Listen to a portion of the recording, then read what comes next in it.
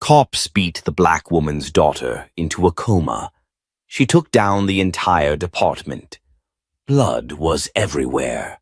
On the pavement, on her sneakers, in her curls. Brielle Carter, only 16, lay crumpled in the alley behind Millwood High, her breath shallow, her lips whispering something no one could hear. Her face was bruised, her arm bent at an unnatural angle. The two officers who had pinned her moments ago were now frozen in place, batons still slick with her blood, as the crowd that had once been silent began to scream. Phones were out. Recording. "What the hell is wrong with y'all?" someone shouted, but the girl didn't move. Not even a twitch. A teacher pushed through the crowd. Mr. Patel, a quiet man who'd taught Brielle physics last semester, knelt down and checked her pulse. "She's not responsive," he murmured. "Call 911, now." Across town, Camille Carter's phone rang once, then again. She was sitting in her small law office above a bookstore in East Baltimore. It wasn't flashy, but it was hers. She hadn't touched a courtroom in years. Not since what happened in Afghanistan, not since she buried the past and rebuilt a quiet life for her and her daughter. But now, as the calls kept coming, her gut told her this was no accident. "Miss Carter," said the voice on the other end, tight with urgency, "your daughter's been taken to Mercy General. It's serious." The next sound was the office door slamming behind her. Camille didn't cry when she saw Brielle in the ICU. She didn't tremble when the nurse whispered, "Closed head trauma. Possible brain swelling. She's in a medically induced coma for now." She just nodded. Her eyes never left her child. Her daughter's skin was pale against the white sheets, her left eye swollen shut. A small machine beeped steadily near her head, keeping time like a cold reminder of what had been done. A female officer stood outside the room. Camille approached her calmly. "Were you one of them?" The woman flinched. "I'm just on watch." "I didn't ask what you're doing now," Camille said, her voice level. "I asked if you put your hands on my child." The officer looked away. Camille didn't say another word, but inside her something cracked open, something she had worked hard for 8 years to bury. That night, Camille pulled the duffel bag from the back of her closet. Her old flight suit still smelled like sand and fuel. She ran her hand over the navy patch, then the other patch, an eagle clutching arrows, and beneath it her call sign, Ghost. Not many people in Baltimore knew Camille Carter used to be a fighter pilot. Fewer knew the missions she flew for the Pentagon. She was a tactician, a leader, a problem solver under fire.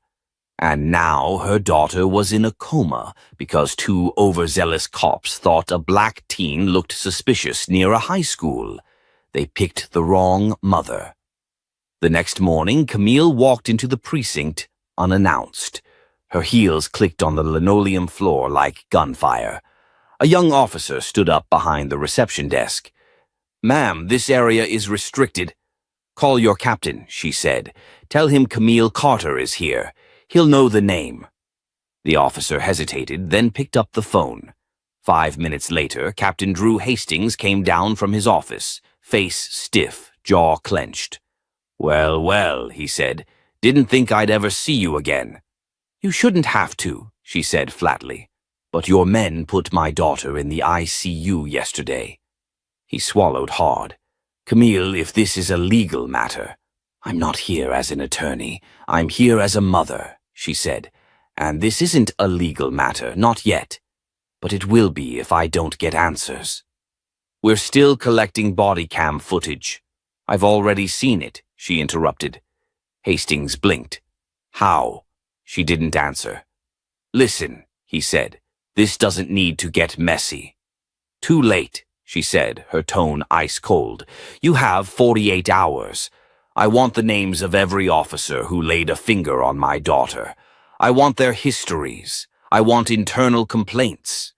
And I want to know why she was even stopped." "And if we don't?" Camille leaned in slightly, just enough for her voice to drop. Then I'll show you what a woman with clearance, a war record, and nothing left to lose looks like. That night, Camille drove to a building most civilians would mistake for an old warehouse. Inside, it was anything but. "Carter," said a familiar voice. "No way. You're out." "Not anymore," she said. It was Marcus Hale, a former military intelligence analyst now working with a private contractor. Camille handed him a file.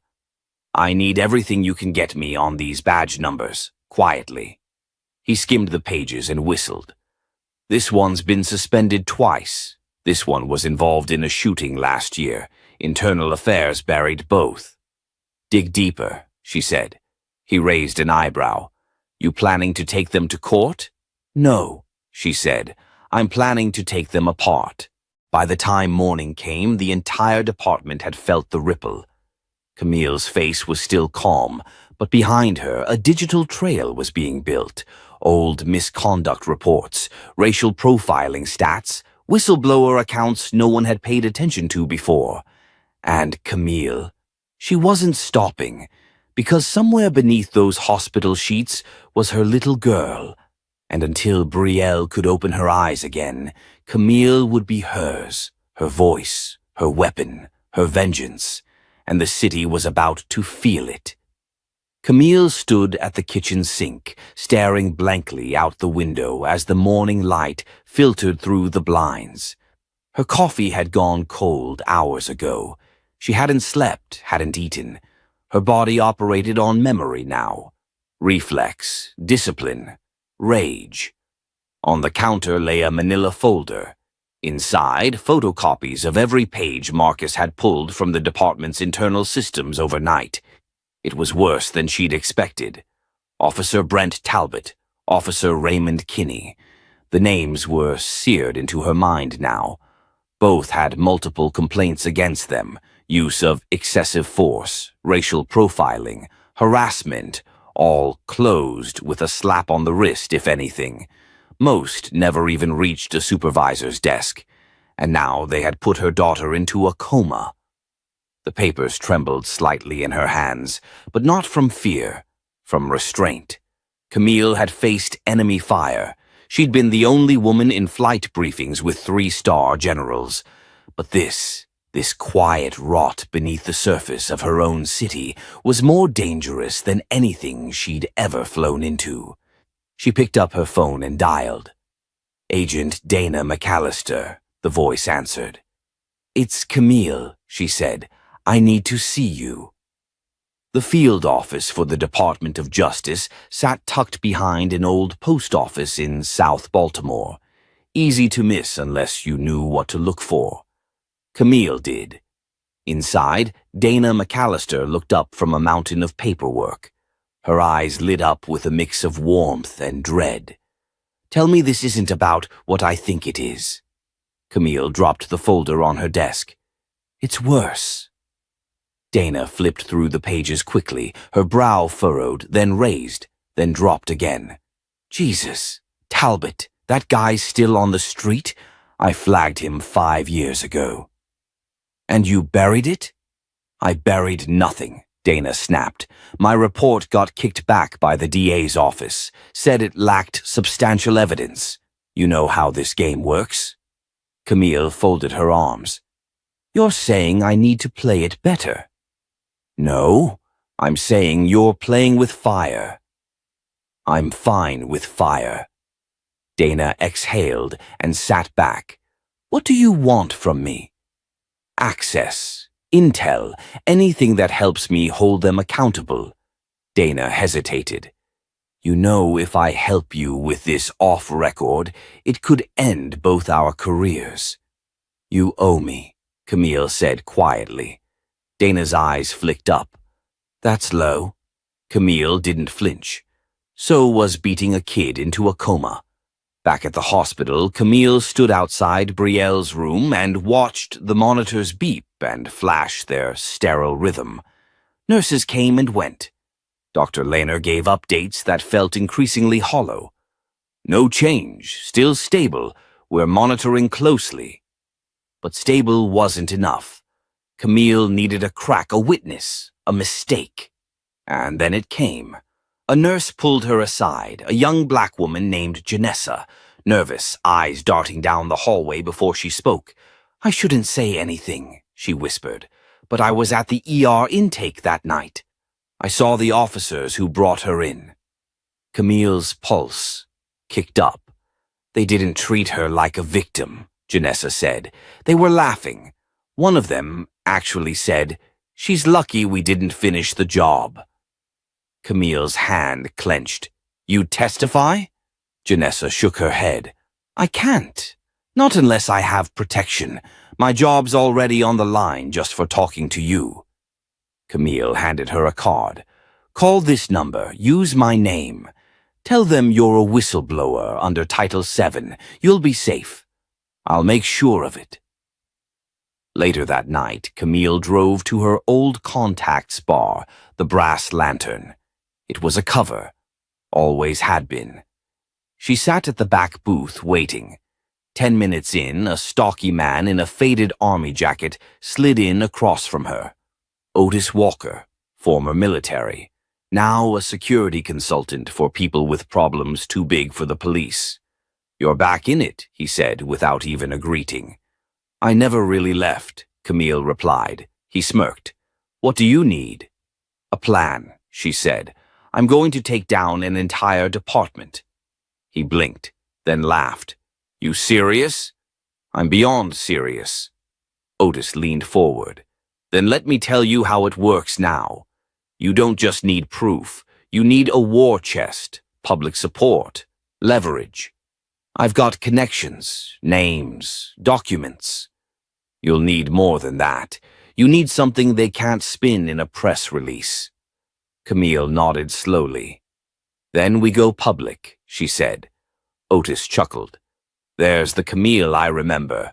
Ghost isn't dead after all." The next morning, Camille uploaded a video to a private server. In it, she sat in front of a simple black backdrop. No logo, no makeup, just truth.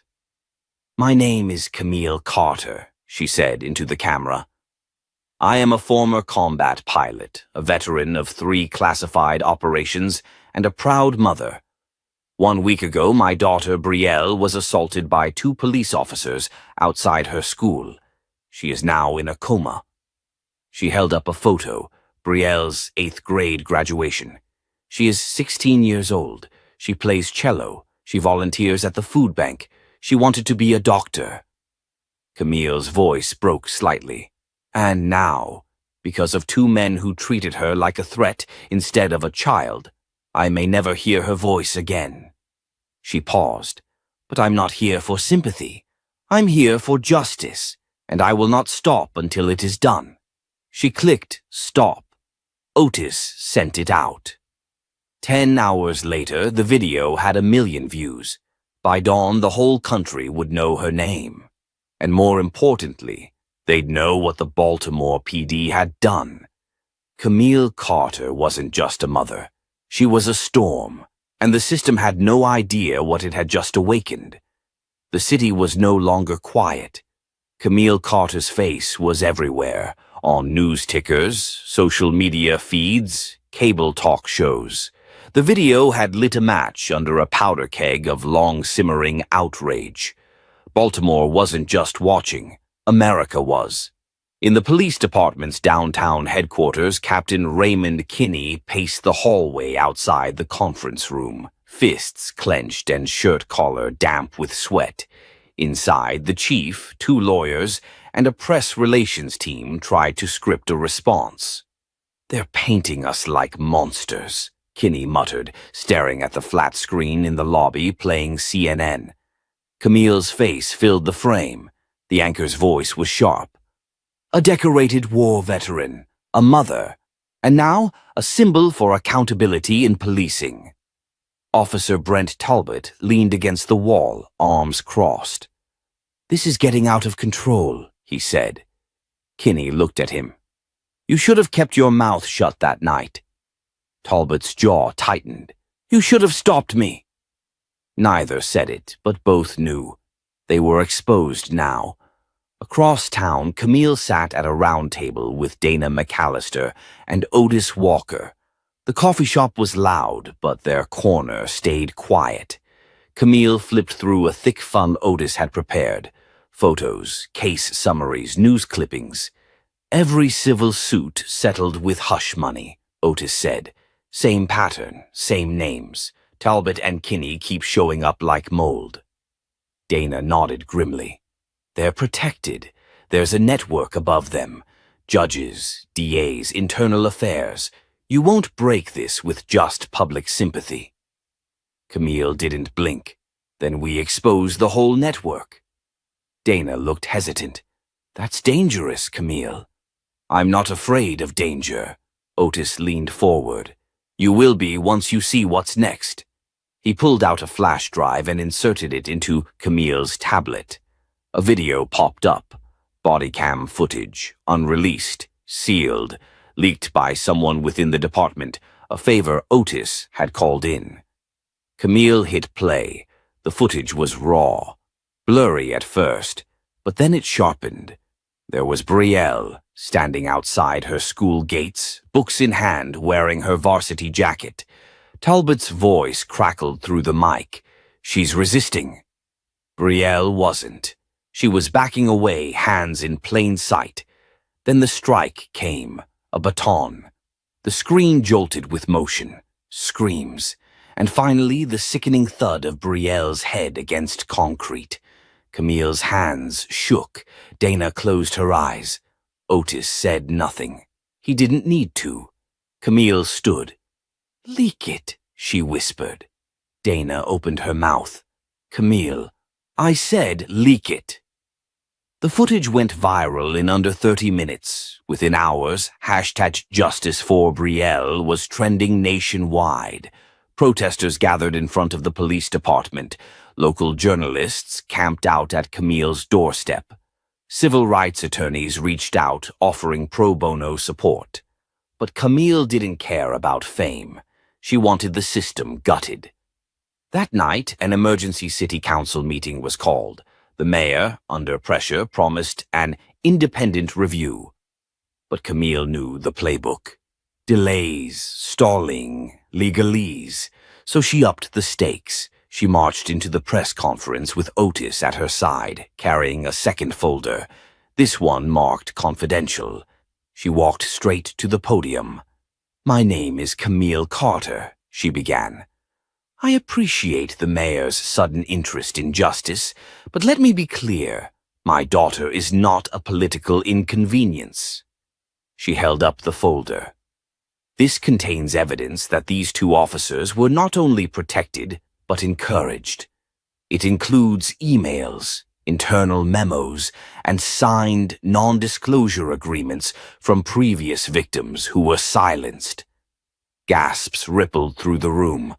Unless this department takes immediate action, full termination, arrests, and a federal investigation, I will release every page to the public and to the press.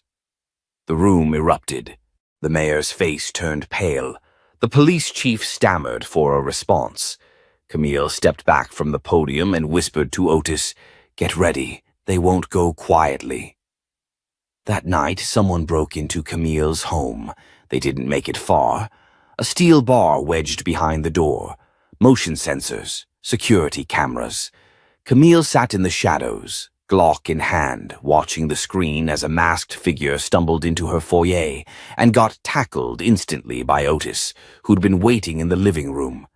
They unmasked him. Officer Talbot. He was disoriented, bleeding from the lip, eyes wild. You broke into a federal officer's home, Otis growled. You think this scares me? Talbot spat. You think any of this matters? You're a has-been. You're nothing without a badge. Camille knelt beside him. I don't need a badge to take down men like you, she said. I just need the truth. She nodded to Otis. Call Dana. Let's make this official. By morning, Talbot was in custody. The video of his arrest leaked. Camille didn't stop.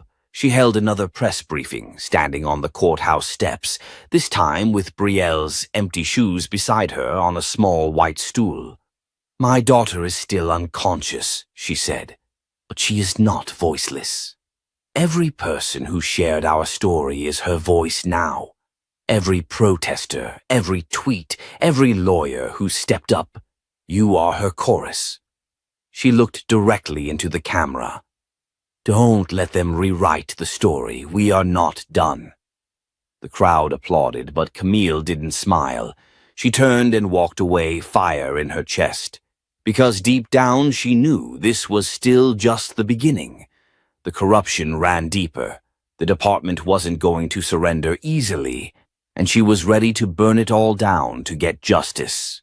The room fell silent the moment the door opened. Camille stepped into the federal courtroom in a navy pantsuit, hair pulled back in a tight bun, expression unreadable.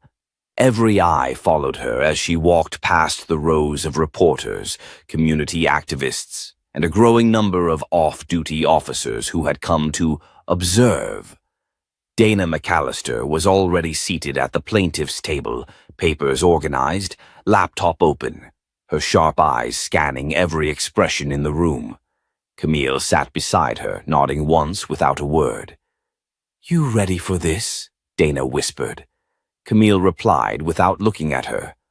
"I was born for it." The bailiff called the courtroom to order.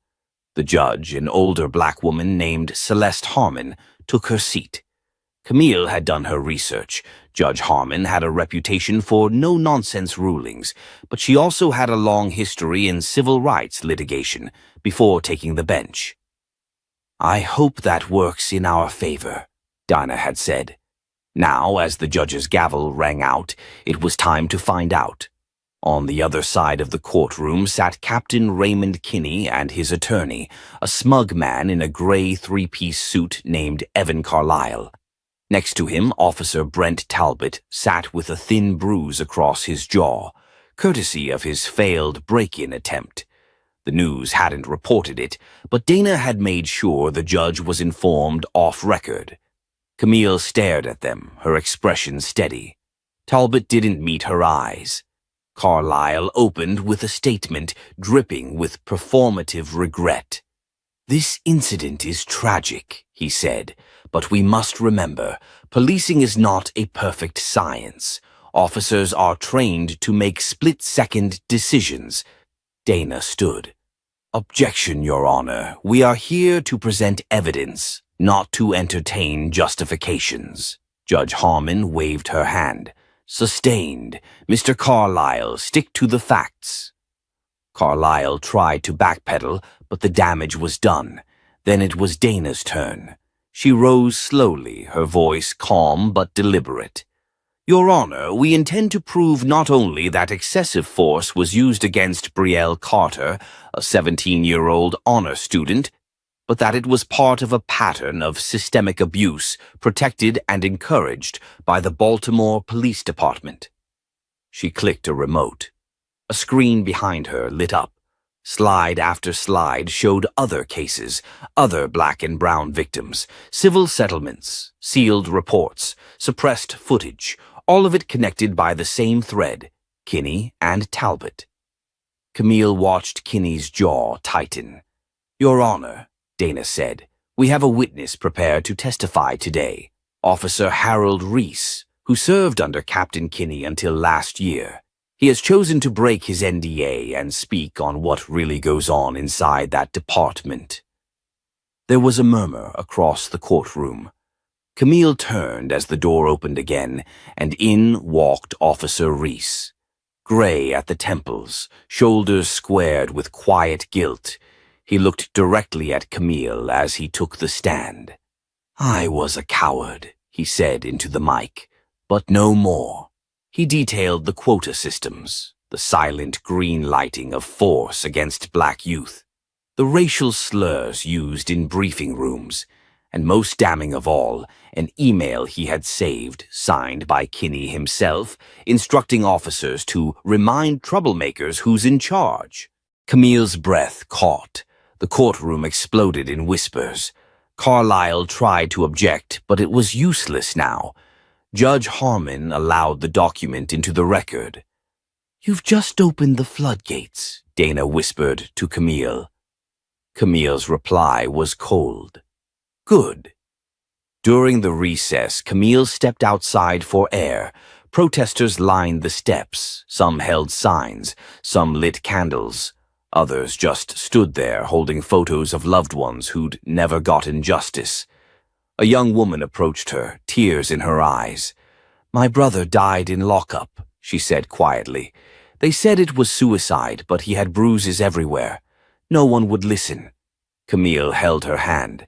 "I hear you now." From across the street, a dark SUV watched them.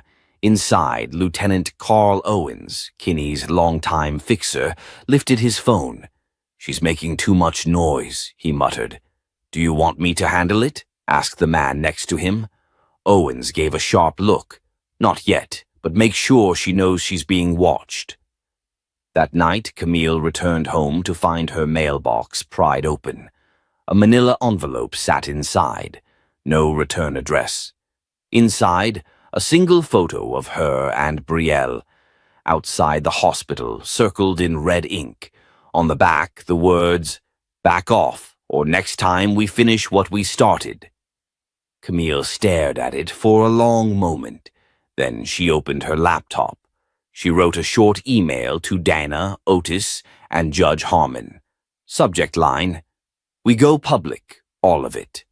Attached, every sealed document, every internal email, every statement Officer Reese had just verified under oath.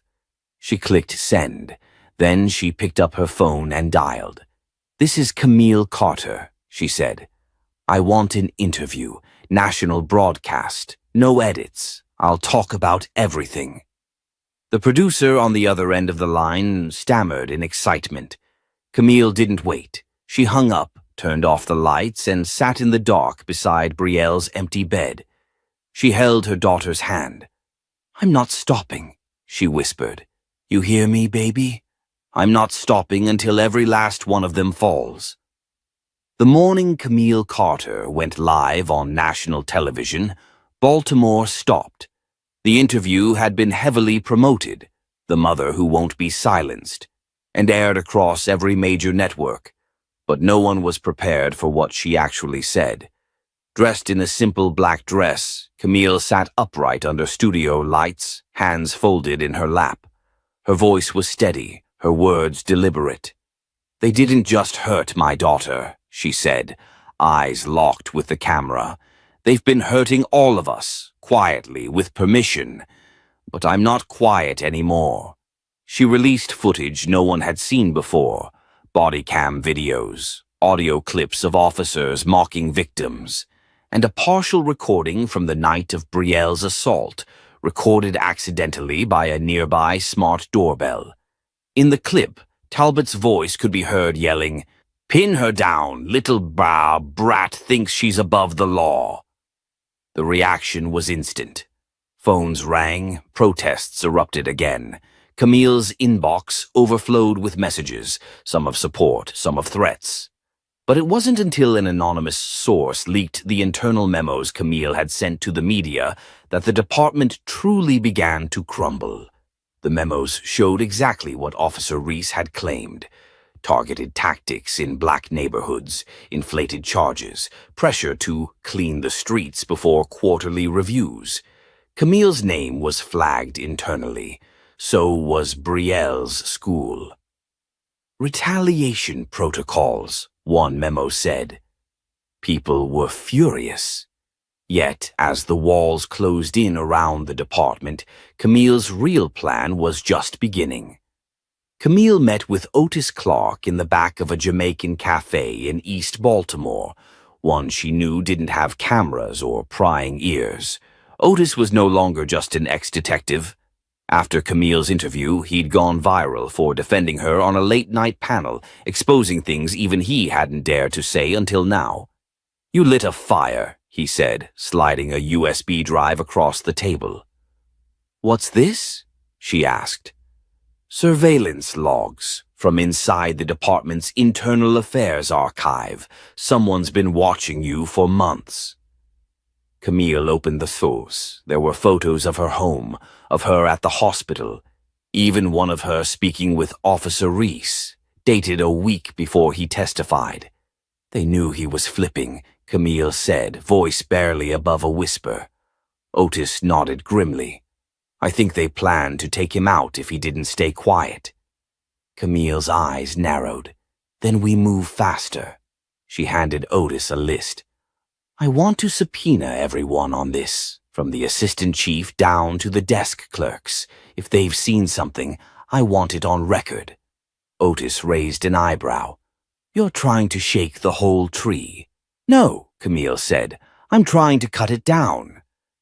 Meanwhile, Captain Kinney held an emergency meeting at a private warehouse owned by a former officer turned contractor. Brent Talbot stood nearby, clearly rattled. Camille Carter is out of control, Kinney barked, slamming his fist on the table. She's going after our pensions, our careers, our families. She's also not wrong, muttered an older officer in the back. Kinney turned to him slowly. You want to end up like Reese? Silence. Lieutenant Owens leaned in. We need to make a move, Ray. Something clean. Discredit her before she drags this into federal court. Talbot finally spoke. What if we leak her file? The sealed one, the time she sued the DA's office, maybe even the fact that she changed her name. Kinney paused. She changed her name? Owens nodded. Years ago. After a case she was involved in went sideways. You bury that deep, you start over. Until someone starts digging. Kinney smirked. Then let's dig. That night, Camille received an email from a burner account. Subject: You forgot we know who you are. Attached was a PDF file with her old name, Camilla Easton. Under it, sealed court records. Misconduct allegations, not against her, but from a case where she had been the prosecutor, and the police evidence had mysteriously gone missing. A drug conviction had been overturned and her reputation had nearly crumbled. The case had ruined her first marriage and prompted her to relocate, take a sabbatical, and eventually change her name. It was her lowest moment. But it wasn't a secret. Not to her. Camille stared at the screen for a long time. Then she picked up her phone and called Dana. We need to get ahead of it, she said. Dana agreed. You sure? Camille smiled bitterly. I've got nothing left to lose. The next morning, Camille called for a press conference. The room was packed. Cameras clicked, live streams rolled. She walked to the podium and faced the microphones. Some of you are about to receive documents attempting to discredit me, she began. Yes, I changed my name. Yes, I made mistakes, but none of that changes what they did to my daughter. She paused. And if the price of exposing the truth is dragging my own past into the light, then so be it. I'll carry that weight. What I won't carry, what none of us should carry, is silence. Applause erupted. Even some reporters wiped away tears. In the back, a woman in a wheelchair wearing a hospital gown watched through a video call. It was Brielle. The girl had opened her eyes. Back inside the warehouse, Kinney threw the remote across the room. She flipped it on us, he screamed. How the hell did she flip it? Owens looked uneasy.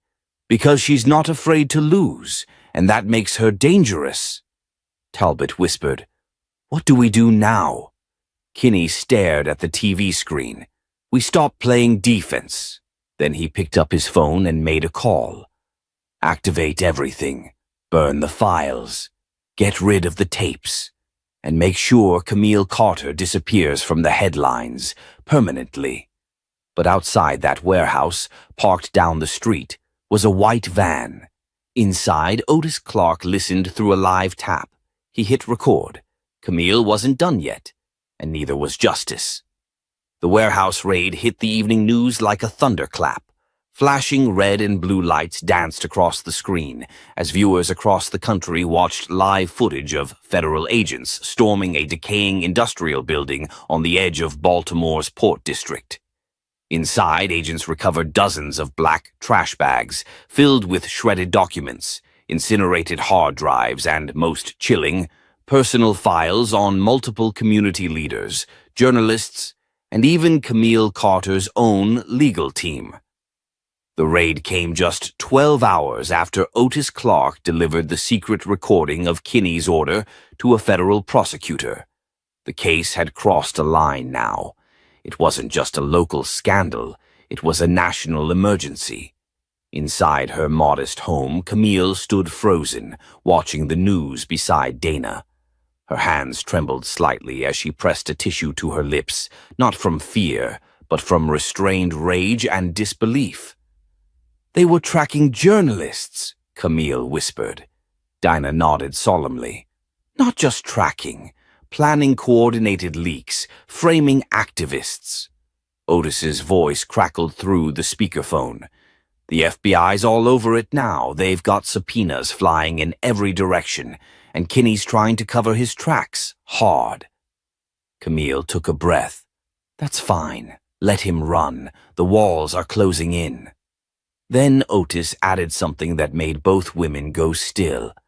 "There's one more thing. I didn't want to say it till I was sure." "Go on," Camille said. "They had someone inside the hospital, someone falsifying Brielle's records." Silence fell like a brick. Camille clenched her fists. "Why?" Otis exhaled. "To make it look like the coma wasn't caused by blunt force trauma. To blame it on an undiagnosed seizure disorder. They wanted to weaken your case." Camille's voice cracked. "They tried to erase the evidence from my daughter's body." Her eyes filled, but her resolve burned brighter than ever. "They want war?" she said. "Then let's give them one." Later that night, Camille arrived at the University of Maryland Medical Center with 2 federal agents and a newly assigned medical examiner. She had obtained an emergency injunction to secure Brielle's original medical data before anything else could be altered. The head nurse was cooperative, if nervous. "We've had unusual access requests these past few weeks," she admitted, "but we were told they came from internal reviews." The forensic expert reviewed Brielle's scans, blood reports, and notes. His conclusion was blunt. "There's clear evidence of cranial trauma consistent with repeated blunt force impact," he said. "This child didn't fall. She was beaten. Hard." Camille stood there, shaking. Dana stepped in. "This proves they tried to erase the crime." But Camille was already thinking further. "They didn't just try," she said. "They might have done it before to other kids." That night, Camille released a new press statement. But this time, it wasn't a speech. It was an open call to every mother whose child had been mistreated or falsely accused by the department, to every student harassed, every man brutalized, every family torn apart. It was a fire alarm for justice. Within 24 hours, her email received over 700 testimonials. A mother in Cherry Hill whose autistic son was dragged out of school. A grandmother whose grandson was framed for gun possession. A pastor whose church was raided without a warrant. Each voice added fuel to the storm. Meanwhile, inside a private office in Annapolis, Kinney stared at an arrest warrant with his name on it. His phone buzzed. It was Talbot. "She's mobilizing people now," Talbot said. "She's not just fighting for her daughter anymore." Kinney scoffed. "That woman is turning grief into a revolution." "And we're losing control," Talbot muttered. "There's talk the governor might step in." Kinney stood abruptly, slamming the door shut. "No one's stepping in. Not until I say so." But then a voice behind him said coldly, "That's no longer your call." He turned to see a tall, clean-cut man in a Navy suit, U.S. Marshal Eric Laird. "You're being relieved of duty," Laird said, showing his badge. "Effective immediately." "What is this?" Kinney barked. It's the end of the road, Laird replied. We have 3 witnesses, 2 recordings, and a signed affidavit tying you to suppression of evidence and obstruction of justice. Kinney's face paled, but the marshal wasn't done. And one more thing, he said, pulling out a phone. Camille Carter sends her regards. He hit play. It was the voice of Kinney on the warehouse tap. Make sure Camille Carter disappears from the headlines, permanently. Kinney lunged for the phone, but 2 agents grabbed him. He screamed curses as he was dragged away. Back in her living room, Camille sat alone, watching the footage of Kinney's arrest on her laptop. For a moment, she allowed herself a small smile. Then she looked at the folder in front of her, one containing every single story from the victims who had reached out. This isn't over, she said softly. Dana entered the room with tea. You could stop now. You've already done more than most people ever dream of. Camille shook her head. I'm not here to dream. I'm here to rebuild. Then she opened a new document on her laptop. Baltimore Civil Rights Accountability Coalition, Founding Charter. Her fingers hovered over the keyboard, and then she began to type. Camille Carter stepped onto the stage of the Baltimore Civic Auditorium to thunderous applause. The room, filled with nearly 1,000 community members, journalists, activists, and victims, vibrated with a sense of momentum that had been absent for far too long in the city. This wasn't just a town hall, it was a reckoning. Behind her, projected on a 30-foot screen, were the names and faces of those wronged by the BPD. Students expelled without cause, men assaulted in alleyways, single mothers jailed for resisting illegal searches. And at the center of them all was a photograph of Brielle, eyes closed, breathing through tubes, but surrounded by flowers and drawings from supporters around the country. Camille approached the mic, but before speaking, she looked over her shoulder at her daughter's image and took a deep breath. I didn't plan to become a symbol, she began, her voice steady. And I sure didn't plan to become your enemy, according to the department. There was a wave of muted laughter, but when my daughter was nearly killed for walking while black, something broke in me, and then something bigger woke up. Applause. What they did to Brielle, what they tried to hide, wasn't a mistake. It was a pattern, and now the whole country sees it. More applause, louder this time. But tonight isn't about just one case. It's about every cover-up, every abuse swept under the rug, every voice ignored. She paused. And I promise you, this system is going to change. The crowd rose to their feet. 2 hours later, in a dimly lit boardroom at the heart of the Baltimore Police Department, Interim Commissioner Russell Maynard slammed a stack of papers onto the table. We've got over a dozen officers on administrative leave, a federal audit breathing down our necks, and a literal parade of victims marching through City Hall demanding reform, he said, glaring around the room. And you want to know the worst part? He held up a glossy flyer featuring Camille's face beside the bold words, Camille Carter for City Council. Justice is just the start. She's running, Maynard muttered. Captain Irene Talbot scoffed. Good. Let her play politics. It gets her out of our hair. But Lieutenant Drew Folsom shook his head. You don't get it, Irene. She's not playing. She's winning. There was a long silence before Maynard spoke again. She's got the people. She's got the fez. She's got the press. He turned slowly to Talbot. What do we have? No one answered, because they all knew the truth. They had nothing left. Meanwhile, in her daughter's hospital room, Camille sat by Brielle's side, gently braiding her hair while reading aloud the messages from the public. This one's from a young girl in Chicago. She says, When I grow up, I want to be like Brielle's mom, strong and fearless. Brielle's eyelids fluttered. Camille froze, heart in her throat. Then, slowly, Brielle's fingers twitched. The heart monitor beeped faster. Camille gasped and leaned in. "Brielle, baby, can you hear me?" A soft moan escaped Brielle's lips.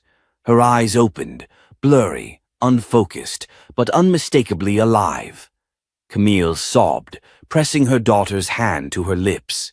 Outside the room, Dana Carter saw the nurses rush in. She closed her eyes, overwhelmed, and whispered, "She made it." That night, Camille held a press conference, not to celebrate, but to escalate. With her daughter stable and awake, she now had the emotional strength and the political will to go for the throat. "I'm calling for the full dismantling and restructuring of the Baltimore Police Department," Camille declared. "With civilian oversight, new leadership, and mandatory federal review." Reporters erupted in questions. One shouted, "Camille, some critics say you're going too far. What do you say to them?" She turned, unshaken. "I say we haven't gone far enough." She walked off stage, leaving the room in stunned silence. In Washington, D.C., a Justice Department official named Raymond Knoll reviewed Camille's petition. "We've got something real here," he told his aide. "Not just a viral moment, a movement." The aide raised an eyebrow. "Are we prepared to act on it?" Knoll nodded slowly. "It's time. Let's open a formal investigation." 2 days later, Camille received an envelope with the Department of Justice seal. Inside was a single line. "You were right, we're coming." Camille looked out her window at the city below. It was bruised, tired, divided. 2 hours later, in a dimly lit boardroom at the heart of the Baltimore Police Department, Interim Commissioner Russell Maynard slammed a stack of papers onto the table. "We've got over a dozen officers on administrative leave, a federal audit breathing down our necks, and a literal parade of victims marching through City Hall demanding reform," he said, glaring around the room. "And you want to know the worst part?" He held up a glossy flyer featuring Camille's face beside the bold words, "Camille Carter for City Council. Justice is just the start." "She's running," Maynard muttered. Captain Irene Talbot scoffed. "Good. Let her play politics. It gets her out of our hair." But Lieutenant Drew Folsom shook his head. "You don't get it, Irene. She's not playing. She's winning." There was a long silence before Maynard spoke again. "She's got the people. She's got the feds. She's got the press." He turned slowly to Talbot. "What do we have?" No one answered because they all knew the truth. They had nothing left. Meanwhile, in her daughter's hospital room, Camille sat by Brielle's side, gently braiding her hair while reading aloud the messages from the public. This one's from a young girl in Chicago. She says, "When I grow up, I want to be like Brielle's mom, strong and fearless." Brielle's eyelids fluttered. Camille froze, heart in her throat. Then, slowly, Brielle's fingers twitched. The heart monitor beeped faster. Camille gasped and leaned in. "Brielle, baby, can you hear me?" A soft moan escaped Brielle's lips. Her eyes opened, blurry, unfocused, but unmistakably alive. Camille sobbed, pressing her daughter's hand to her lips.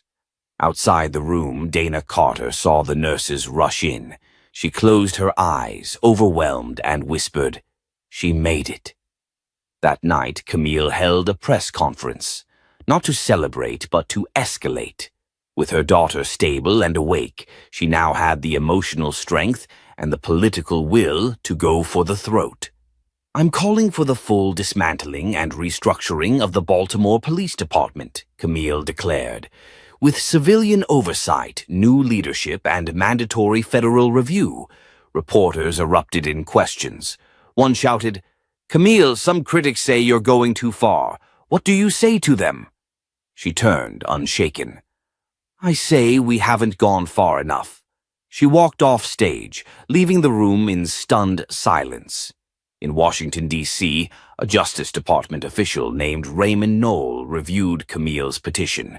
"We've got something real here," he told his aide. "Not just a viral moment, a movement." The aide raised an eyebrow. "Are we prepared to act on it?" Knoll nodded slowly. "It's time. Let's open a formal investigation." 2 days later, Camille received an envelope with the Department of Justice seal. Inside was a single line. "You were right. We're coming." Camille looked out her window at the city below. It was bruised, tired, divided. But now, for the first time in years, it was also awake. And the woman who had been underestimated, ignored, and nearly broken was the one lighting the fuse. The courtroom was packed wall to wall. Reporters lined the back row, pens poised. Protesters stood just outside, chanting Camille's name, their signs held high. "Justice for Brielle. End police terror. We stand with Camille." Inside, it was silent. The judge looked stern. The federal prosecutors were expressionless. Across the aisle, a line of officers, including Captain Irene Talbot and Lieutenant Drew Folsom, sat in full uniform, flanked by their lawyers. They looked like fallen statues, rigid, cold, hollow. Camille took the stand, not as a grieving mother, not as a political candidate, but as a witness to everything. "I was told by Chief Myers himself that the footage from my daughter's beating no longer existed," Camille began, voice steady. "But what he didn't know was that I already had a copy, and I was just waiting for him to lie about it, on record." There was a gasp across the courtroom. She handed a flash drive to the bailiff.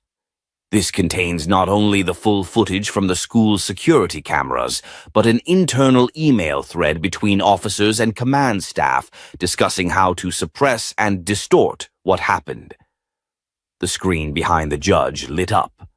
The room watched in frozen horror as Brielle, slender, defenseless, was thrown to the ground, her head striking the hallway corner. Talbot's voice could be heard. "Make sure that camera's off. If she twitches, charge her with resisting." Then the screen went black. The judge stared for a long moment. "Counselor," he said to the defense, "do you still wish to argue this was protocol?" No answer.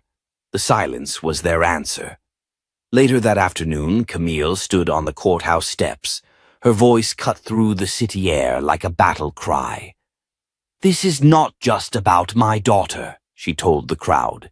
"This is about every family who was too afraid to speak, every parent who buried a child without justice, every person who was told to shut up, move along, be quiet." A reporter asked, "Camille, now that the officers are indicted, what's next?" She didn't hesitate. "We rebuild." 1 month later, the Baltimore Police Department was placed under federal supervision. Over 24 officers were either fired or criminally charged. Body cam requirements became law statewide, and a new civilian review board, led by Camille herself, was formed to oversee internal conduct with full subpoena power. The ripple went further. In D.C., a bill titled the Brielle Justice Act was introduced to Congress, mandating independent investigations in all cases of police brutality involving minors. Camille, invited to speak on the House floor, ended her speech with a quiet power. "You don't have to be rich, powerful, or famous to demand justice.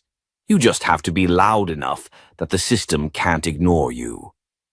That evening, in a quiet home lit by the soft glow of recovery, Brielle sat up in bed for the first time, surrounded by balloons and cards from supporters all over the country. Camille entered with 2 mugs of tea and handed one to her daughter. "You look stronger today," she said softly. Brielle smiled weakly. "I feel like I've been hit by a truck, but I also feel seen." Camille nodded. "You were never invisible, Brielle. They just didn't want to look." After a pause, Brielle asked, "Did we win?" Camille wrapped an arm around her shoulders. We made them see us. That's the first win. The rest we'll keep fighting for. Back on the streets, murals of Camille and Brielle began appearing. One showed Camille standing between a line of armored cops and a crowd of peaceful children. Another painted Brielle with angel wings, standing tall above a broken badge. The city had changed. It wasn't perfect, but it had started to listen. And as Camille looked out over the skyline from her small office in the city council building, she knew this fight wasn't over. But for the first time, she wasn't alone. And neither was her daughter. If this story moved you, if it made you feel seen or made you believe justice is still possible, then join us. Subscribe, share this with someone who needs to hear it, and help us keep these voices loud. Justice doesn't whisper, it roars.